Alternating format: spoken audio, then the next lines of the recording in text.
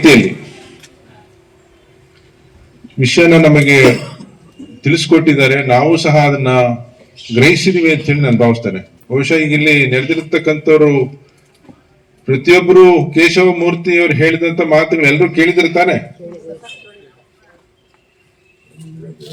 ಅವರ ಒಂದು ಮಾತುಗಳಲ್ಲಿ ಬಾಬಾ ಸಾಹೇಬ್ರ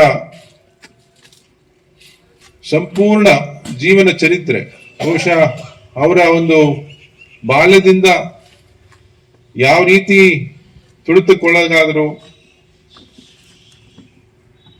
ಆ ಒಂದು ಅವಮಾನಗಳನ್ನ ಹೇಗೆ ಸಹಿಸಿಕೊಂಡ್ರು, ಆ ಅವಮಾನ ಪಟ್ಟಿದ್ದಕ್ಕೆ ಅನ್ಸುತ್ತೆ ಬಹುಶಃ ಅವರು ಒಂದು ರೀತಿ ಪುಟದೆದ್ದಿದ್ದು. ಏಕೆಂದ್ರೆ ಬಹುಶಃ ನಮ್ಮ ಜೀವನದಲ್ಲಿ ನಾವು ಯಾರಾದ್ರೂ ಅವಮಾನಕ್ಕೊಳಗಾಗದೆ ಹೋದ್ರೆ ಬಹುಶಃ ನಮಗೆ ಆ ಹಠ ಅನ್ನೋದು ಬರೋಲ್ಲ. ಅದು ಬರ್ಬೇಕಾದ್ರೆ ಬಹುಶಃ ಇದು ಒಂದು ಸಾಕ್ಷಿ ಅಂತ ನಾನು ಭಾವಿಸ್ತೇನೆ. ಅವರ ದೀರ್ಘಕಾಲ ಏನು ಇವತ್ತು ಈ ಜಾತಿ ವ್ಯವಸ್ಥೆಯ ಹೋಗ್ಲಾಡ್ಲಿಕ್ಕೆ ಹೋರಾಟದ ಮುಖೇನ ಬಹುಶಃ ಅವ್ರು ಬಹಳ ಸಣ್ಣ ವಯಸ್ಸಲ್ಲೇ ಅವ್ರಿಗೆ ಆ ಒಂದು ಪರಿಣಾಮ ಬೀರಿದ್ರಿಂದ ಅದ್ರ ಬಗ್ಗೆ ಬಹಳಷ್ಟು ಚಿಂತನೆ ಮಾಡಿ ಇದಕ್ಕೇನಾದ್ರೂ ಒಂದು ಮಾಡ್ಲೇಬೇಕಂತ ಹೇಳಿ ಅವರು ಹೆಚ್ಚಿನ ವಿದ್ಯಾಭ್ಯಾಸಕ್ಕೆ ಹೋಗಿ ಅದನ್ನ ಇನ್ನಷ್ಟು ವಿದ್ಯೆಯನ್ನ ಕಲಿತು ಬಹುಶಃ ಈ ಒಂದು ಬದಲಾವಣೆ ತರಲೇಬೇಕಂತ ಹೇಳಿ ಅವರು ಆ ಒಂದು ತೀರ್ಮಾನ ತಗೊಂಡಂಥದ್ದು. ಇವತ್ತು ನಾವೇನು ಈ ಒಂದು ಸಂವಿಧಾನ ಕಾಣ್ತಾ ಇದ್ದೇವೆ, ಇಡೀ ಪ್ರಪಂಚದಲ್ಲೇ ಅತಿ ಒಂದು ಲಿಖಿತ ರೂಪದಲ್ಲಿ ಇರ್ತಕ್ಕಂಥ ದೊಡ್ಡ ಒಂದು ಸಂವಿಧಾನ ಆದ್ರೆ ನಮ್ಮ ಭಾರತದ ಸಂವಿಧಾನ. ಅದು ಬಾಬಾ ಸಾಹೇಬರು ಕೊಟ್ಟಿರ್ತಕ್ಕಂಥ ಸಂವಿಧಾನ. ಇದಕ್ಕೆ ಅಧ್ಯಯನ ಮಾಡ್ಬೇಕಾದ್ರೆ ಬಹುಶಃ ಅವರು ಏನು ಜೀವನದಲ್ಲಿ ಸಾಕಷ್ಟು ನೋವು ನಲಿವುಗಳನ್ನು ಅವರು ಹೋಗ್ಬೇಕಾಯ್ತು. ಬಹುಶಃ ಅದನ್ನೆಲ್ಲಾನು ಮನಗಂಡು ಬೇರೆ ಯಾರೇ ಆ ಒಂದು ಸಂವಿಧಾನದ ಒಂದು ಕುರುಡು ಸಮಿತಿಯಲ್ಲಿ ಇದ್ದಾಗ ಅವರೆಲ್ಲ ಏನ್ ಹೇಳ್ತಿದ್ರು ಬಹುಶಃ ಅದನ್ನೆಲ್ಲಾನು ಗ್ರಹಿಸ್ಕೋತಿದ್ರು. ಬಟ್ ಅವ್ರು ಏನು ನೋವನ್ನ ಪಟ್ಟಿದ್ರು, ಜನಕ್ಕೆ ಏನಂತೂ ಕೊಡ್ಲೇಬೇಕು ಅಂತ ಒಂದು ತೀರ್ಮಾನ ತಗೊಂಡಿದ್ರು, ಬಹುಶಃ ಅದನ್ನೆಲ್ಲನೂ ಅವರು ಆ ಒಂದು ಸಂವಿಧಾನದಲ್ಲಿ ಎಲ್ರಿಗೂ ಸಮಾನತೆ ಹಕ್ಕು, ಸಮಾನತೆ ಸಿಗಬೇಕು, ಅದರಲ್ಲೂ ಹೆಣ್ಮಕ್ಳಿಗೆ ಸಿಗಬೇಕಾದ ಸಮಾನತೆ, ಮತ್ತೆ ಅವರಿಗೆ ಸಿಗಬೇಕಾದಂತ ಸ್ವಾತಂತ್ರ್ಯ, ಮತ್ತೆ ಏನು ಇವತ್ತು ನಮ್ಮ ಒಂದು ಪ್ರಜಾಪ್ರಭುತ್ವ ಯಾವುದೇ ಒಂದು ಪ್ರಪಂಚದಲ್ಲಿ ಇರ್ತಕ್ಕಂಥ ಯಾವುದೇ ಇತರ ದೇಶಕ್ಕಿಂತ ನಾವು ಕಮ್ಮಿ ಇಲ್ಲ. ಬಹುಶಃ ನಾವೆಲ್ಲ ಏನು ನಮ್ಮ ದೇಶದ ಜನಕ್ಕೆ ಇವತ್ತು ಏನ್ ನಾವು ಈ ಒಂದು ಸಂವಿಧಾನದ ಮುಖೇನ ಎಲ್ರಿಗೂ ಒಂದು ಹಕ್ಕುಗಳನ್ನು ಕೊಡೋ ಮುಖೇನ ಅವರಿಗೆ ಸಿಗಬೇಕಾದಂತ ಸವಲತ್ತುಗಳು ಸಿಗಬೇಕು ಅನ್ನೋದ್ರ ಬಗ್ಗೆ ಅವರು ಸಾಕಷ್ಟು ಆಳವಾಗಿ ಒಂದು ಮನಸ್ಸಲ್ಲಿ ಅದು ಹೋಗಿ ನಾಟಿದ್ರಿಂದನೇ ನಮಗೆ ಇದು ಹೊರಹೊಮ್ತು ಅಂತ ನಾನು ಭಾವಿಸ್ತೇನೆ. ಯಾಕೆಂದ್ರೆ ಅವರ ಒಂದು ಏನು ಪರಿಸ್ಥಿತಿ ಹೋದ್ರು ಬಹುಶಃ ಅದು ನೋಡಿ ಕಾಕತಾಳಿಯಂತೆ ಅವರು ಆ ಒಂದು ಕಾಲಘಟ್ಟಕ್ಕೆ ಬಂದ್ರು.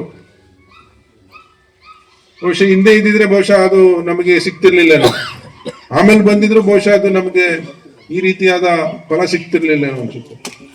ಅಂತ ಒಂದು ಸಂದರ್ಭ ನೋಡಿ, ನಮಗೆ ಪ್ರಜಾಪ್ರಭುತ್ವ ಬರಬೇಕಿತ್ತು, ಬಾಬಾ ಸಾಹೇಬರು ಹುಟ್ಟಬೇಕಿತ್ತು, ಅವರಿಂತ ಒಂದು ಶೋಷಣೆಗೆ ಒಳಗಾಗಬೇಕಿತ್ತು. ಆ ಒಂದು ತಗೊಂಬಂದು ಅವರು ಈ ಒಂದು ಸಂವಿಧಾನವನ್ನ ನಮಗೆ ಕೊಡೋ ಮುಖೇನ ಇವತ್ತು ಈ ಒಂದು ವಿಚಾರ ಇದೆಯಲ್ಲ ಅದು ನಿಜವಾಗ್ಲೂ ನಮಗೆಲ್ಲ ಇವತ್ತು ಕೇಶವಮೂರ್ತಿ ಅವರು ಹೇಳಿದಾಗೆ ರಾಜಕಾರಣದಲ್ಲಿ ಇವತ್ತು ಏನು ಜನರ ಒಂದು ಓಟಿನ ಹಕ್ಕಿದೆಯಲ್ಲ ಅದು ಎರಡು ಕಡೆ ಏನು ಶಾಣೆ ಮಾಡ್ದಂಗೆ ಎರಡು ಕಡೆಯಿಂದನೂ ಈ ಒಂದು ಸಂವಿಧಾನ ಉಳಿಸ್ಲಿಕ್ಕೆ ಆಗುವಂತದ್ದು ಒಂದು ಹಕ್ಕನ್ನ ನಿಮ್ಮ ಕೈಯಲ್ಲಿದೆ. ಬಹುಶಃ ಇಂದಿನ ಮಹಾರಾಜರದ್ದೆಲ್ಲ ಒಂದು ಹಕ್ಕನ್ನ ತೆಗೆದು ಈ ಒಂದು ಪ್ರಜಾಪ್ರಭುತ್ವದ ಹಕ್ಕನ್ನ ತಂದು ಕೊಟ್ಟಿರ್ತಕ್ಕಂಥದ್ದು. ಇವತ್ತು ನೀವೆಲ್ಲ ಇವತ್ತು ಏನು ಈ ಒಂದು ಬಾಬಾ ಸಾಹೇಬರ ಒಂದು ಸಂವಿಧಾನದ ಅಡಿಯಲ್ಲಿ ನಾವು ನಮ್ಮ ಹಕ್ಕುಗಳನ್ನ ಪಡ್ಕೊಳ್ಳಿಕ್ಕೆ ಅವಕಾಶ ಆಗಿದೆ. ಇದು ನನ್ನ ಒಂದು ಕಿವಿ ಮಾತು ಏನಪ್ಪ ಅಂದ್ರೆ ಬಹುಶಃ ನಾವೆಲ್ಲ ಬಾಬಾ ಸಾಹೇಬರನ್ನ ಅಥವಾ ಇನ್ನೂ ಇನ್ನೂ ಅನೇಕರಿದ್ದಾರೆ ಸಾಧಕರಲ್ಲಿ. ಬಟ್ ಅದರಲ್ಲೂ ಅತಿ ಹೆಚ್ಚಾಗಿ ನಾವು ಬಾಬಾ ಸಾಹೇಬರನ್ನ ನಾವು ಯಾಕೆ ನೆನೆತೀವಿ ಅಂತಂದ್ರೆ ಅವರು ಪಟ್ಟಿರ್ತಕ್ಕಂಥ ಒಂದು ಕಷ್ಟ ಸುಖಗಳು ಮತ್ತೆ ಅವರು ಏನು ಜೀವನದಲ್ಲಿ ಹೋಗಿರ್ತಕ್ಕಂಥದ್ದು ಬಹುಶಃ ನಮ್ಮ ಜೀವನಗಳಲ್ಲಿ ನಾವು ಏನು ಹೋಗ್ತಿರ್ತೀವಿ ಆ ಒಂದು ಅವರ ಒಂದು ತಾಳ್ಮೆ, ಅವ್ರು ಯಾವ ರೀತಿ ಅವಮಾನಗಳ ಪಟ್ಟರು, ಎಷ್ಟೇ ಅವಮಾನ ಪಟ್ಟರು ಸಹ ಅವರು ಧೃತಿಗೆಡಲಿಲ್ಲ. ಸೊ ಅದನ್ನು ನಾವು ರೂಢಿಸ್ಕೋಬೇಕು ಅಂತ ಹೇಳಿ ನಾನು ಈ ಸಂದರ್ಭದಲ್ಲಿ ಹೇಳಲಿಕ್ಕೆ ಬಯಸ್ತೇನೆ. ಯಾಕೆಂದ್ರೆ ಇದು ಬಹಳ ಮುಖ್ಯ. ನಾವು ಸಹ ಯಾವುದೇ ಒಂದು ನಮ್ಮ ಒಂದು ಏನು ಜೀವನದಲ್ಲಿ ನಮ್ಮ ಮಕ್ಕಳನ್ನ ವಿದ್ಯಾವಂತರು ಮಾಡೋದ್ರಲ್ಲಿರ್ಬೋದು, ಅವರಿಗೆ ಒಂದು ಬುದ್ಧಿ ಮತ್ತೆ ಅವರಿಗೆ ವಿಚಾರನ ತಿಳಿಸ್ತಕ್ಕಂಥದ್ದಿರ್ಬೋದು ಆ ತಂದೆ ತಾಯಿಗಳಾಗಿ, ಅದೇ ರೀತಿ ಮಕ್ಕಳು ಸಹ ಈ ಒಂದು ಪ್ರಜಾಪ್ರಭುತ್ವದ ಪ್ರತಿಯೊಂದು ವಿಚಾರಗಳನ್ನ ಅವರು ಸಹ ಈ ಒಂದು ಏನು ಸಂವಿಧಾನದ ಅಡಿಯಲ್ಲಿ ನಮಗೇನು ಹಕ್ಕುಗಳಿದ್ದೇವೆ ಅದನ್ನೆಲ್ಲನೂ ತಿಳ್ಕೊಬೇಕಾದ್ರೆ ಬಹುಶಃ ಈ ಒಂದು ಏನು ಬಾಬಾ ಸಾಹೇಬ್ರ ಒಂದು ಉದಾಹರಣೆ ಇದೆಯಲ್ಲ, ಇದು ನಮ್ಮೆಲ್ರಿಗೂ ಒಂದು ಪ್ರೇರಣೆ ಅಂತ ಹೇಳಿ ನಾನು ಭಾವಿಸ್ತೇನೆ.